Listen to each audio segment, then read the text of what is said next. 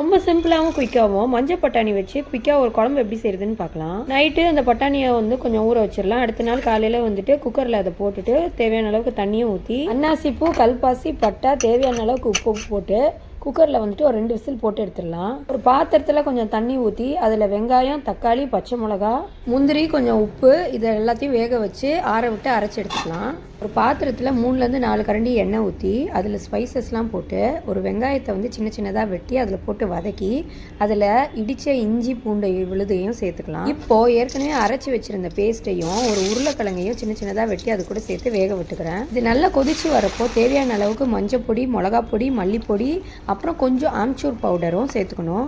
உப்பு தேவைன்னா நீங்கள் அட்ஜஸ்ட் பண்ணி சேர்த்துக்கலாம். இப்போ குக்கரில் வேக வச்சு எல்லா பட்டாணியும் இது கூட சேர்த்து கொதிக்க விட்டுறலாம். எண்ணெய் பிரிஞ்சு வரும்போது கஸ்தூரி மேத்தியை போட்டு இறக்கிட்டிங்கன்னா இந்த குழம்பு ரெடி ஆயிரும். இதை கண்டிப்பாக ட்ரை பண்ணி பார்த்துட்டு கமெண்ட் பாக்ஸில் எனக்கு கமெண்ட் பண்ணுங்கள். வீடியோ பிடிச்சிருந்தா ஒரு லைக் கொடுங்க. நான் இன்னொரு வீடியோவில் சந்திக்கிறேன். Thank you, by.